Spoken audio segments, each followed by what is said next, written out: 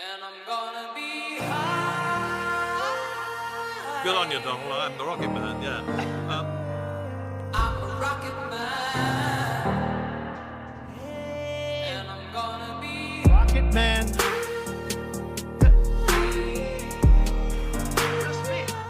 I'm a rocket man. I wanna go to the moon. So, all right. Welcome to the show, Jesse. Where are you calling in from? I'm in San Francisco right now. San Francisco, is that? So would that be Silicon Valley for like what all these Midwest folks would call it? You could call it that. Yeah. Okay. Technically, Silicon Valley used to be the South Bay, but now kind of Silicon Valley is, San Francisco proper. But now it's kind of like a state of mind, It kind of is. It's a state of mind. It's somewhere in the cloud, it's a vibe. Yeah, it's vibe coding, it's Yeah. remote work, it's everywhere. So, well, hey, I appreciate you coming on the show. You're the founder and CEO of Vooma. Tell me why that's a little bit too deep. Not why you started Vooma, but let's get a little history. When did you start Vooma? What did you do immediately preceding Vooma? And then we'll get into it. Yeah, so we started Vooma at the beginning of 2023. And prior to starting Vooma, I was a CEO of a group of logistics technology businesses that were backed by private equity funds. So I kind of, would buy and grow these businesses. And we started initially with like a fleet inspection platform. And then we bought 2 TMS platforms and then led the acquisition of Truckload, which is in the kind of like freight ecosystem. Does digital freight matching and obviously they just sold that business on to DAT, which is really awesome for Carrie and the team there. Excited for them. So I was kind of in and around the logistics ecosystem and really fell in love with it. Like I'd always kind of erred towards, I went to business school at Stanford and had really like erred towards wanting to work on problems that blended like, very like strong technology with like big industries that matter. And, our fleet inspection platform was kind of touching like truck and trailer leasing businesses and construction equipment, like dealerships. But then it kind of evolved into sort of full kind of, we were working with last mile carriers, obviously with Truckload, a bunch of the, leading brokerages and hundreds of thousands of trucking companies. And I really like gravitated towards the truckload transportation industry just because it's just such like a massive industry that I just love the kind of like raw entrepreneurial energy around it, because like as I was, there's so many kind of like entrepreneurs everywhere, and all of the like great stories of the like businesses are just folks that have had a lot of like grit and grind and, started with a truck or started with like, a phone and like built a massive brokerage. And I think slinging freight. Yeah, just slinging freight. You know what I mean? And like most of what it takes is just a lot of like hard work and persistence. And so, and when I looked around, like for me as somebody who like is passionate about sort of technology and appliance, like I think we're still very early in the curve of like what's possible for the industry. And so I really like jumped at it and lent in and have loved it and, plan on spending my career building in this space. And so that was what I was doing immediately before Vooma. And then I got introduced to my co-founder Mike, who his background, Mike he was a founding engineer with Kodiak Robotics. So if you followed self-driving, there's been a lot of like spectacular implosions in the space over the years, but Kodiak and a few others are kind of really carrying the torch for like self-driving trucks, which will happen at some stage. And Mike was employee number 2 there. And so that's crazy. Yeah. Founding engineer, built and led their motion planning, controls and safety teams, which is kind of like the brains of a self-driving vehicle. It decides like where it moves and how not to like hit people and things. And so he was really passionate about logistics as well. And I'd obviously worked with more kind of less on the like asset side and more on the like how do you actually like get freight moved. And so we were like really teamed up kind of with this like high level view of how do we apply a lot of the same sort of principles to building autonomous systems that can operate in complex environments at high levels of reliability to a lot of the challenges that logistics operators like face today. And so that's how we kind of started the business. So let me just get this straight. You were the CEO of a private equity roll-up group that bought Trucker Tools and others, Yeah, and now you started Vooma. that's right. Yeah. Are you like 55? I don't understand. No, I'm still young, man. I mean, the I wrinkles. know. You That's what know, I'm saying. Like, you got to be in your 30s still, young 30s. no, I'm still young. I mean, I jumped in as a CEO when I was 28 years old, and I had about 2.5 years of actual work experience. So it was kind of a wild. Crazy. It was a wild ride. I mean, look, there's crazier things that have happened now. I feel like all of these businesses, you get these like 19-year-olds that are like running. It So seems to be going that direction. Yeah. yeah, it is. So like in some ways, I feel like I was an old man at 28. But it Wow. definitely yeah, I'm still young, man. I'm still sprightly. Well, that's what I'm saying. And then your co-founder was the second employee at Kodiak, Yeah. which is famous for not imploding. And then of course, this is timely. Nicola, like they're making a little comeback. I saw a Twitter post yesterday or X post 2 days ago, and their founder like got pardoned, and now he's like, I'm gonna tell my side of the story. There's a whole documentary on YouTube. It's kind of crazy. Is this? Yeah. Trevor Milton, right? I think Yeah. his name is. Yeah. So that'll be interesting to follow along with. But you and it's Mike, right? Yeah. So Jesse and Mike running Vooma. You started in 2023. I think one of the fun things that I learned about you and Vooma, and Rock has been talking to Vooma for a while now, for full disclosure. But at what was it, Manifest? What we met you guys? I think so. Yeah, it was Manifest. So that Yeah. was in February. You were telling me that one of like your guys' lead VC investor was David Sachs' firm Kraft, right? Yeah. And that is so cool because I watched the All In podcast and I'm just like a big fan of David Sachs. And so I was like, no way. Yeah. So that's pretty cool. You guys are you have a great VC back. There's a couple of good firms. That's one of them. You have two founders who have been running large companies in the past, and you have private equity and venture capital experience now. So obviously you've got a good backing. How many employees do you guys have now? We're like Roughly. coming on 20. Yeah. Okay. But Which I think people would have thought would be higher. And I kind of wanted to dig into the fact that if you're building, what do you call it?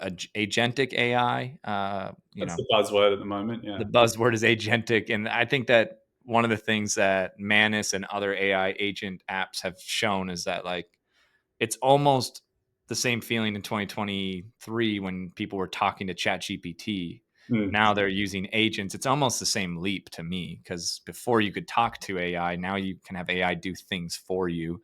Yeah. And I posted this yesterday. I wanted to get your thoughts on it. I kind of look at AI as like, 10 years ago, maybe longer, 15 years ago, people were dropping out of college, learning how to code self-taught. Yeah. And they became full stacks, or they would do front end or back end. I think that same wave is happening now that there's AI agents. Like people who are learning how to use AI tools are the same folks that were learning how to code. Now, if you know how to code, you have an advantage in AI for now. Yeah. Although I think that that's probably going to dissipate and it'll be more equalized. But Yeah. if you're learning how to use AI and you know how to learn or use it better than somebody else, you have a huge advantage. Whether you want to be an employee and build tools or build a whole company around it. Yeah. Talk me through what is agentic AI for the audience that's listening in logistics that might not know.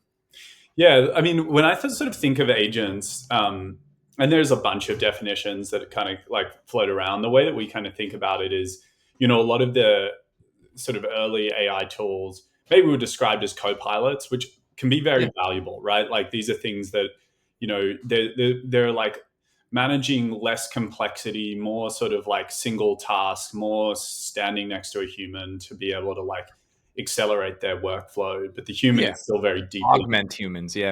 still very like deeply involved. An agent is something that can go out and execute pretty complex work across multiple steps, to deliver like an outcome and make decisions along the way and do it like relatively autonomously.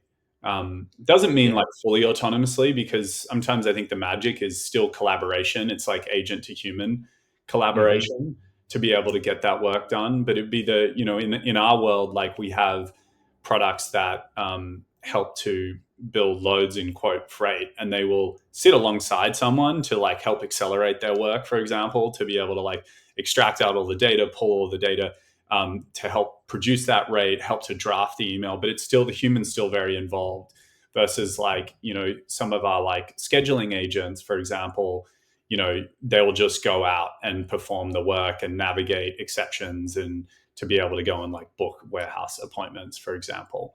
The way I understand it too, like the agent will go out and do the tasks. Like you obviously teach it a little bit and you prompt it some, but not like you do a language model. And then they do the task. But like what I've already experienced and at a small scale, I don't run an AI company, is that you can give it feedback and it'll ask you questions when it doesn't know the answer, like an employee would. Yeah. And I'll be like, hey, I think you maybe got confused with this. It's not working. And then you have to say, hey, try it this way. The only difference is that not only is an AI agent, at scale cheaper than an employee, can do more, but once you teach it, hey, this is how you do this, it's like add the knowledge base, never forget. Yeah. Whereas I think every founder and CEO's frustration is that it's very difficult to train other humans because it's hard to remember spoken word.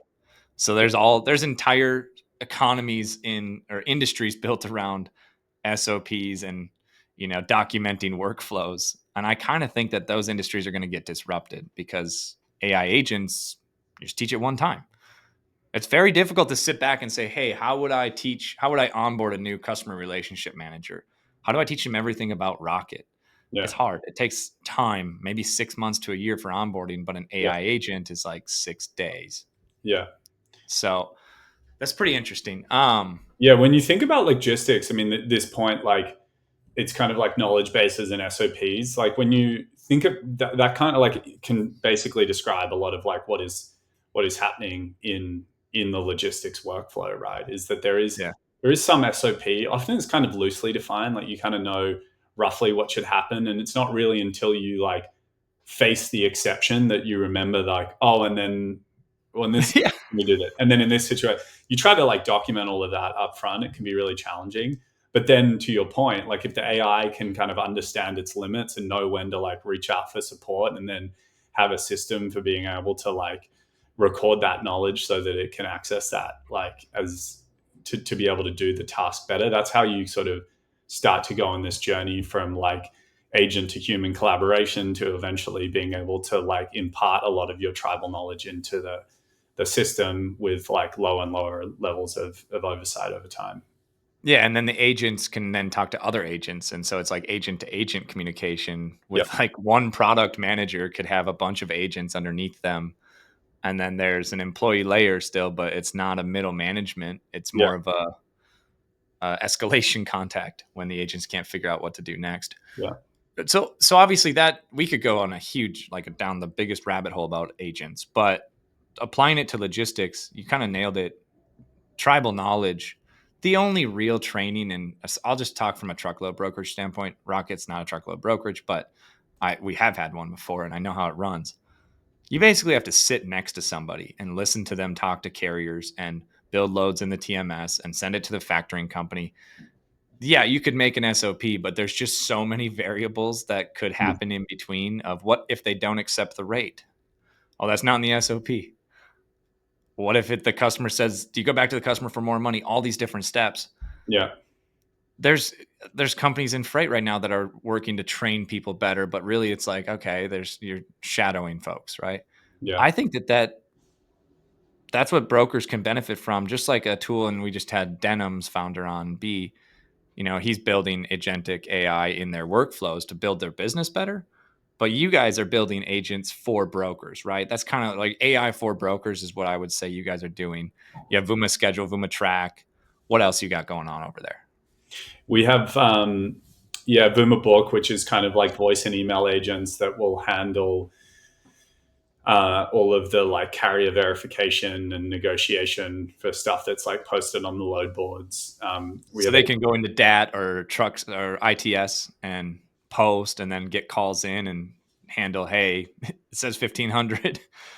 And the trucker said, okay, because I mean, most brokers, like 40% of their calls, they're not answering. And then when you look at the numbers, like it's like probably another 50% or more are sort of either like carriers that you can't work with, or carriers are just way off on rate, and you're just like, well, we're never really gonna get there, and all of that.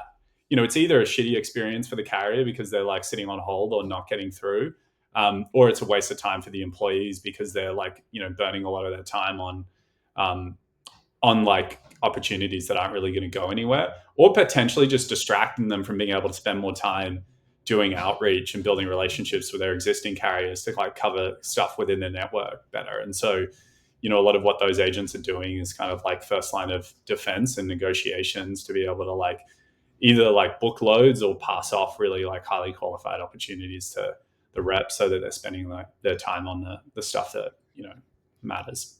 Yeah, I mean, the amount of calls that like you posted on DAT in a down market, you get 100 calls instead of like in 2022. It was like you hope someone calls, but you're not going to be able to. Post and pray didn't work, so you had to call carriers. But now if you post, you might get 40 calls right away or a bunch of emails. And most of the calls, and I'm not casting judgment on carriers because there's a lot of good ones out there. Yeah. But most of them are from dispatching groups. And then like they didn't even read the posting. They say, hey, yeah, I got a dry van. It's like, well, it's for a flatbed.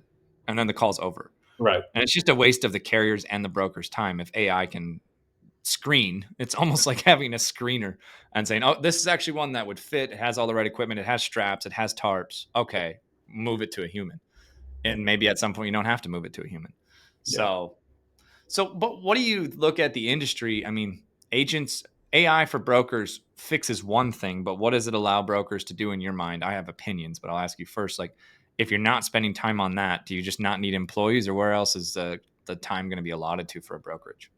Yeah, I mean, I think of like when you look at what brokers are spending their time on, and obviously it varies a little bit by role across the brokerage, but at the highest level, like brokers win when they have like deep relationships with shippers who are then providing them with freight, and like deep relationships and an understanding of like a proprietary network of carriers that they that they work with, and it's that sort of like you're building some form of sort of like a marketplace, and then as that freight comes in, right, there's just a lot of execution that goes into making sure that you're like executing that well and having high service levels, especially as you scale, right? Because that's often what becomes really challenging is like, if you look at most brokers today, if like, hey, you said, hey, I'm going to double your load volume overnight, like a lot of them would collapse under that, rightfully so, because it's operationally complex and you've got to hire and train, et cetera. What I think that like AI enables brokers to do is to look at a lot of those tasks that just today like require like a lot of like muscle to perform, but they're not like highly differentiated work. Like you need to be like getting really good appointments, and you need to be like tracking your trucks to make sure that stuff is executing and you're catching issues earlier, and you need to be building loads in your TMS so that you can even like get the process started. But like it's kind of like mission critical work that needs to be done well and reliably, but it's not the sort of specialness of a broker's business. But when you look at a lot of like the way they spend their time, it's like 20% is on the like relationship building, the strategy, the having conversations with customers about how is my service level, what do we got coming up? Hey, do you have any more lanes for me? Do you have any lanes? I've noticed that your spot freight like has increased out of this facility. Is something going on in your routing guide? Should we be like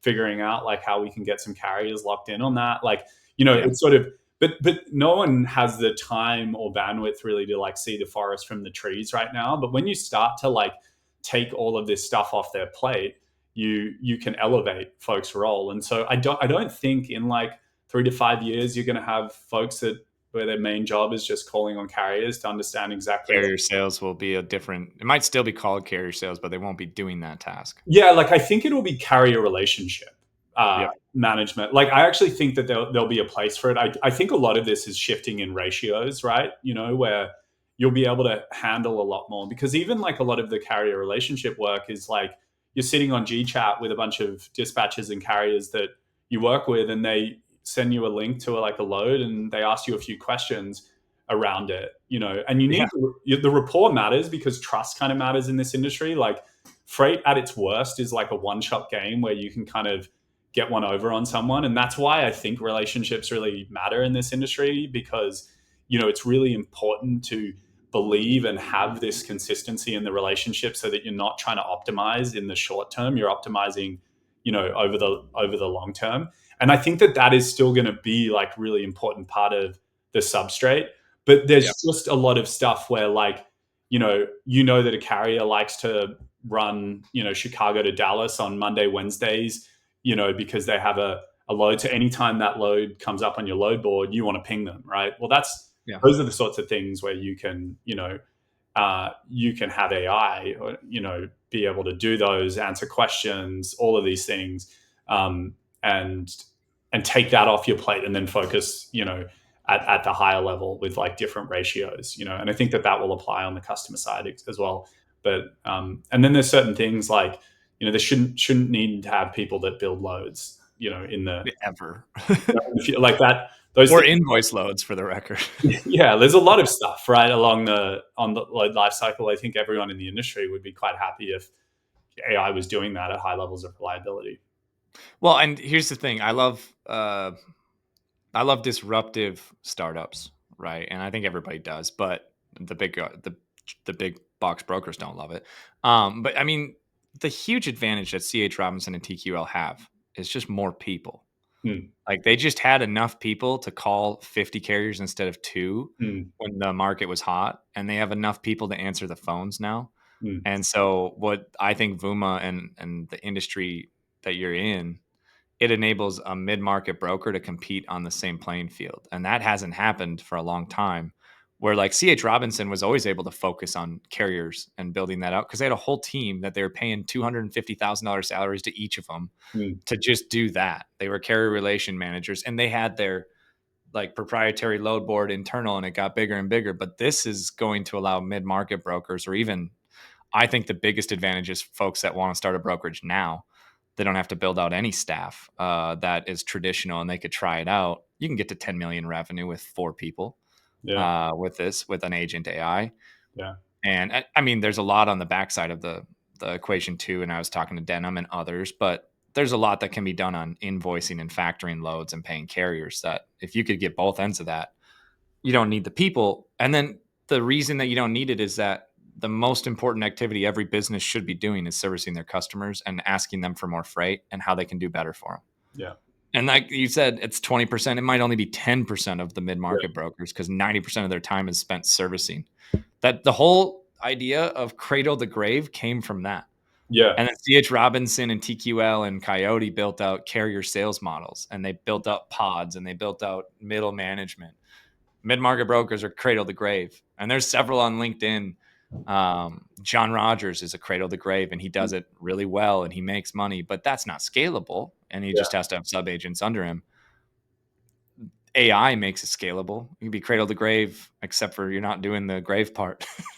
Yeah. It's just, talking to customers. I think this is one of the really interesting shifts that AI presents an opportunity, because the reason that you cradle to grave was the predominant model, right? Was because, having somebody that has full awareness of both the customer and the carrier side and accountability across that entire load life cycle, there's a lot of value to that. Like some industries, like forwarding, does not kind of split out these roles. They have pods that kind of manage the whole shipment, and it generally it is probably better for customer service and very that was their competitive advantage. The only way to beat CH is to do cradle to grave, so you have that relationship, you know everything about a load, and you're like, I'm your guy, I'll never come back to you to ask for more, we won't fail a load, that type of stuff. But you can do that at scale now as a small what I think broker. is powerful. Yeah, because the roles split up because it was like, okay, it's an assembly line essentially, right? And you can get people really good at specialized pieces, but it can also be expensive. Like there's a lot of, when you add coordination, coordination is costly for businesses. This is it's normally degraded performance anyways.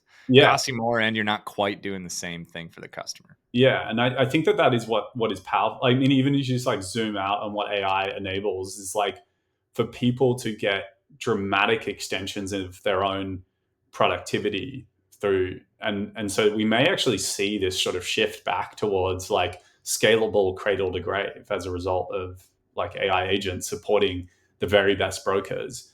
If I wasn't running rocket shipping today and we weren't in final mile home delivery and doing well there, I'd start a truckload brokerage. I'd get an MC. I know how to do that. I'd get a DOT.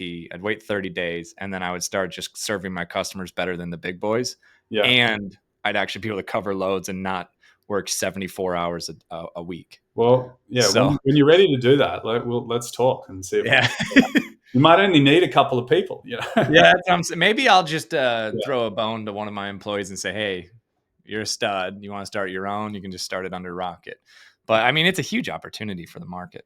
And I love technology that democratizes access. And so that it's not, I mean, truckload brokerage, there are a lot of players. LTL brokerage, there are very few. I mean, it's a 60 or $100 billion industry, depending on who you ask. LTL carriers is 60. LTL brokers is 100. There's not a 40% margin. So somebody's number is not quite right. But I mean, it's a much smaller industry, but there's only like 8 players, 5 that matter. That there's like 5 players over a few billion. And then the rest are non-existent. There's just, but truckload, there's like 16,000 brokers or whatever it is. I don't actually know the number. Maybe it's more than that. I think it's like 30,000 maybe. But it varies a lot. It varies. I don't know how many are operating, but it's a lower barrier for entry, except for it's very difficult to run a truckload brokerage and compete against TQL. Not quite as difficult anymore. So what do you think of your industry? So you're obviously Vooma is in serving truckload brokers and LTL. I'm guessing your guys are starting to do that too. But what's next for Vooma? I know you have the agents, and I watched all your videos in February or January. It was February, right after Manifest, I think, or right before. And you had like one video a day, Vooma schedule, Vooma track. Yeah. What's on your product roadmap that, without giving too much away, what's next? Yeah. I mean, there's still a lot of work to do in fully building out. Like, we want to basically be able to get to the stage where you've got agents that can work with other agents to execute the perfect load end to end. And that's a journey, right? And so we, for the next while, we're staying quite focused, right, on just building each of those agents to being really exceptional at their craft, to be able to, execute across all modes really seamlessly, high levels of reliability, the ability to navigate all of the exceptions really, really gracefully. And that's really the main priority for us at the moment. All right, I'm going to shift here. I'm going to ask more about Jesse. So you were the CEO of a private equity before. That was at 28. You started that. What was before that? Where'd you grow up? What was your life like a little bit? Yeah, so I'm Australian. I lived like most. No way. You couldn't guess it. I'm from Alabama. Yeah. Yeah, I would have pegged you there. I did exchange in Australia for 6 months, and I never let the accent drop. You're doing great with it. Yeah. I grew up in Australia. Prior to working with the private equity fund, I spent 2 years at business school at Stanford. And prior to that, I was with Bain & Company, strategy consulting firm. Do you say Bain, right? Yeah. I know a guy from there. He works with one of my customers now. So, is that right? Yeah. Yeah, he was like the youngest partner ever there or something like that. And now he's in the C-suite of one of our brands. Oh, there you go. Okay. So, cool. You probably know him if you worked there, but after the show. Yeah, big company.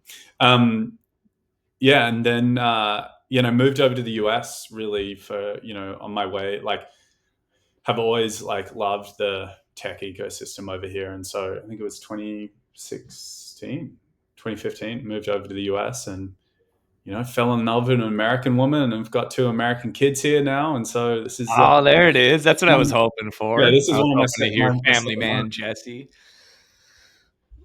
How old are your kids? I've got a 2.5-year-old and then a 4-month-old.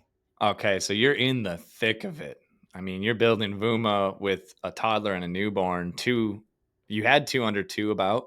That's awesome, man. And in San Francisco, nonetheless, just living it up. Yeah, I've got a few babies that are kind of in my life that I'm trying to raise at the moment. It's Yeah, I It's can relate. I've rocket shipping's 5 years old, and I have a 6, 4, and 2-year-old, so I can relate.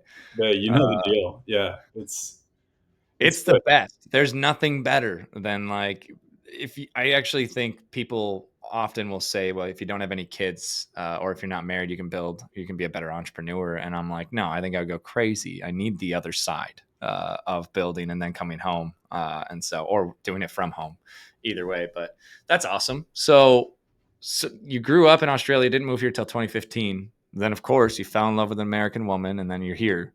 Are you going to stay in California long term? It's always an open question. I think for now, yeah. I think for now, I mean, I do enjoy. Part of it is like it's close-ish to Australia.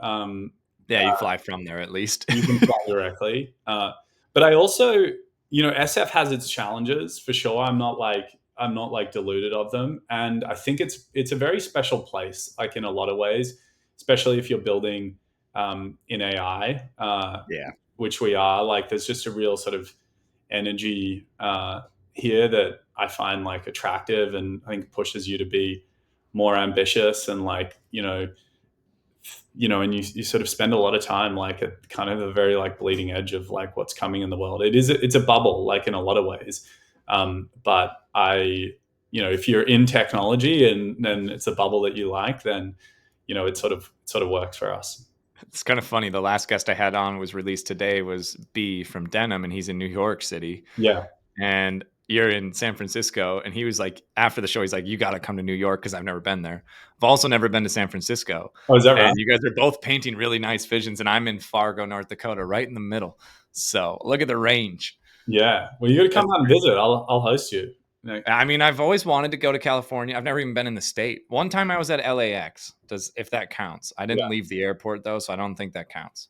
You got to come out for sure. But I travel all the time for work to like the warehouses of America. It's never that exciting. I go to the middle of nowhere, Ohio, or I go to Detroit, or I go to Tennessee, North Carolina. But I got to get some customers with warehouses in Silicon Valley, which is pretty popular. No, I'm kidding. Yeah. Or I just got to know people like Jesse who invite me out.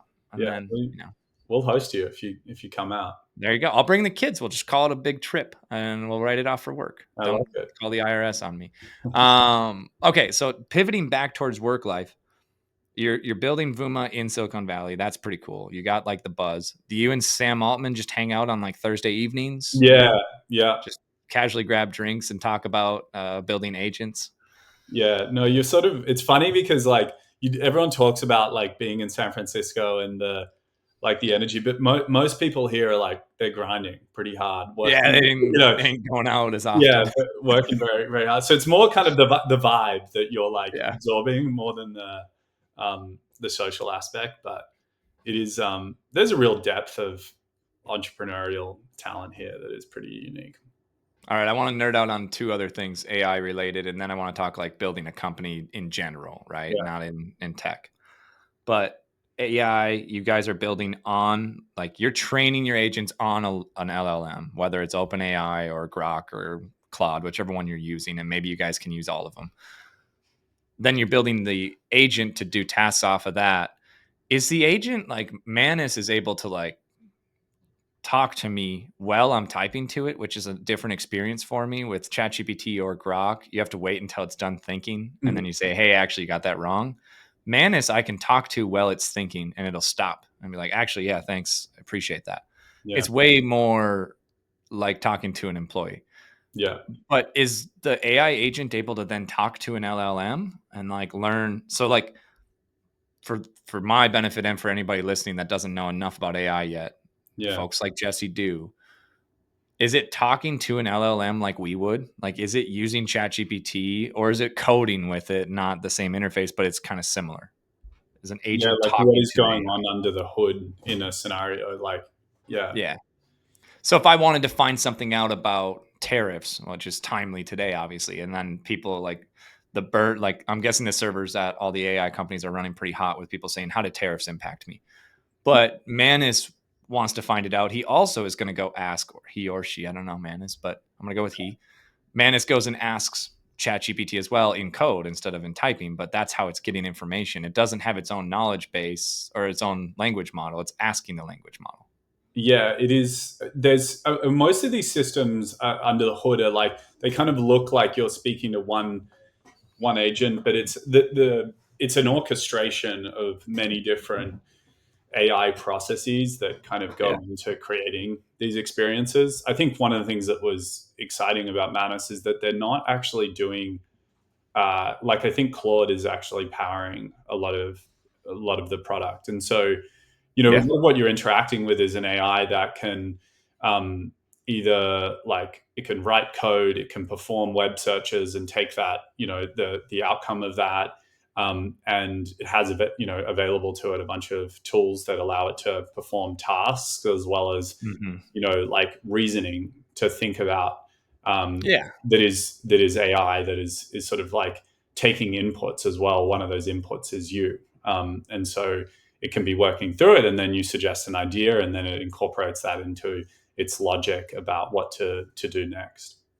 Yeah. And then one of the things I noticed with it is that like I wanted it to access a video and it can actually go onto YouTube and watch the video. It was an hour-long video, but it was able to do it in like 2 minutes. So it watches it on hyperspeed, I guess. Yeah, But Grok and ChatGPT can't do that. You can't send it a YouTube video and say summarize this. Manus can, but then it can also like build a website. And so one of the things, do you know what like I'm sure you do, is probably a dumb question, but you know what next.js is?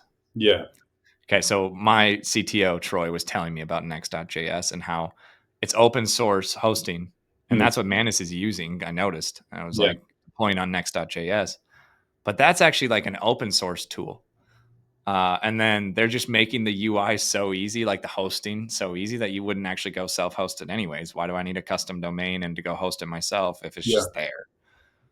But do you see that happening in logistics at all, where somebody not necessarily open source the whole thing, but like shared tools like that in AI, or how do you think of that?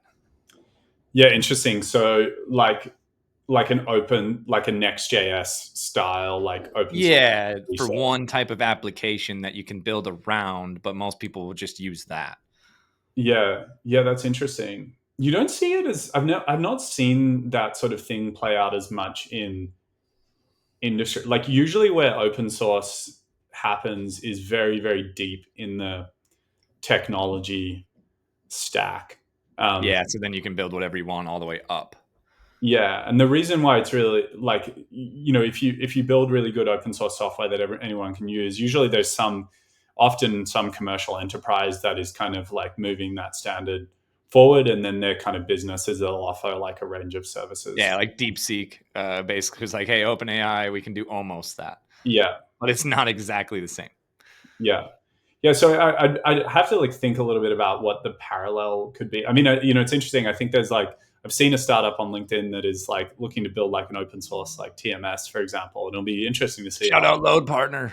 Yeah, shout out Load Partner. I mean, it's a cool idea. I'll be curious to like follow. He just vibe codes and live streams. It is kind of a cool idea. Yeah, yeah, totally, um, totally. It's an interesting concept. So then going back towards building companies, you said you only have 20 employees, which I say only because you guys have raised a bunch and you could, I'm betting you could hire more if you thought that that was a good idea. Um, just for parallel, I won't name names, but there's some freight tech startups and they're like brokerages or, man, I really can't even describe the company. There's only a couple of them, so that'd be mean. But I like when they started, they raised money and they hired 100 people in like 2 months, right? That was the model in 2022. And now I think it's the exact opposite. It's like how few people can power a company. And so when you look at growing Vooma, you're building agents. It's obviously an easy answer for you. Most brokerages are like, I'll hire people to do stuff. But how do you like what types of hires do you make? Is it all developers? Is it marketing and sales? What's your strategy with that? Yeah, yeah. I mean, our philosophy is like, when we look to hire individual, like especially in the world that we're moving into, like I think a lot of what you want in a business is very like high capability, high agency people that are going to be have their productivity dramatically leveraged by AI. And so for us, it's like really critical. I mean, a lot of businesses say this, but like hiring the very best people that have the ability to do a ton. And for us, like the headcount for us is like not a, people are really important because they help you to like move the business forward and accelerate, but it's not the metric. Like it's not the thing that really matters. Like the thing that really matters is, how fast is the business growing and how well are you serving your customers. And we try to like push ourselves to like keep an exceptionally high hiring bar, with everyone carrying a lot of weight in the business. That said, like it's interesting, like we're moving into a world where it's becoming easier and easier to have agents build code for you. And it's still in production context, like the rate limiting factor is often still engineers in most businesses, especially when you're operating in like, environments where you have big product ambitions. And so all of our engineers are using a ton of different AI tools, and they're dramatically more productive than they would be without them. And we still have a lot that we like want to build. So you want to build faster still. That's cool. we still want I to think build. it's a good perspective, because I think when I look at it, I hear, I listen to podcasts, or I read a newsletter or whatever it might be, or Chamath says what he read this week or what he learned this week, and I read that. And he's talking, like they're all talking about how like Claude Sonnet 3.7 is writing 50% of code, and then it won't be long before it's writing 90% of code. But I really get optimistic, because it doesn't matter if the AI is writing all the code. You still need engineers, because there's just an unlimited amount of stuff to build still. It's not like you can be like, okay, we're done building code. Because we accelerated it so quickly, we can. Yeah, it's exactly like you've got to believe that we're going to run out of ideas of things to do. Yeah. And like most business, like especially if you're like an entrepreneurial minded business, think the thing that's going to happen is the pace of everything is going to grow and evolve very, very quickly. And if you want to like compete and win at the highest level, like you need to be very ambitious. And the interesting thing is like a lot of these AI tools have, for coding, have been trained on how to build the last generation of technology really, really Yeah. So like if you're building like, a web application, you can generate these things very, very quickly. Still not trivial for those to be production scale with high security. Like there's still quite a lot that goes into that, but they're getting very good. But if you are trying to like sit at the frontier of understanding what like model capability is to build kind of unique workflows, like you get a lot of leverage from AI, but it still requires quite like novel engineering to be able to do that well. And so what I think we're going to just see is that there's still going to be a return to engineers in a lot of businesses. You're going to want the very best engineers that have the ability to like turn themselves from a 10x engineer into a 100x engineer. If you've still got ideas and you're in an industry like logistics that is very, very far from like what I think the optimal state for what a like transportation network could look like, there's still going to be like a lot of impact from like hiring really, really qualified engineers. Yeah, I think that part of it too is, it's kind of interesting to me. I thought that there would be massive adoption of AI in logistics, and I still believe there will be over the next couple of years. But there's gonna be an inflection point where it's only the newer brokers, tech savvy brokers, like the first generation. Then there's like the mid market who are like, they'll adopt it as well. And it's going to be like an interesting thing. Does CH and TQL adopt it before the mid market or after? Right? Who puts the pressure on who? Is it going to come bottom up, and there's like, oh, in order to compete, they have to use it? Or are they going to say, and they're going to be smart enough maybe to say, hey, if we implement it at scale, then it won't matter if they have it. We're still bigger. And I think right now it's kind of like CH last couple of years said they were doing AI for their emails and their quoting and stuff, but it's not agent AI. And I don't know if they're doing that or not. If the big guys do it really well, the only thing that'll happen, and I hate to say it, they're going to lay off half their workforce. And that they probably won't actually do that, right? But that's what they would have to do if they want to build the same efficiency as a startup or as a mid-market. Because if you can be a mid-market broker, and let's just say like Arrive Logistics 5 years ago, right? If they would have had agent AI, they would have grown the same speed or faster, but their OpEx would be 2 orders of magnitude lower than TQL. I found that, talking about employees and managing them and trying to figure out who the best ones are, you said agency and like can do a lot, right? And I think a lot of people are able to do a lot, but it's really difficult to add urgency to be like, hey, you have to do a lot in a small amount of time. And those people have high agency, but that the underlying trait is like they have a sense of urgency, like I got to get it done now, which is why startups have such a cool vibe. Yeah. But I don't think they have that at the big companies. They just don't have urgency. They talk in quarters and years instead of next week. Yeah. So it'll be interesting. My prediction is that it comes bottom up and that this disrupts to the mid-market will disrupt the big box brokers with this type of tech. Could be wrong. Maybe they'll be smart enough to implement it, not want to, but be able to. Yeah.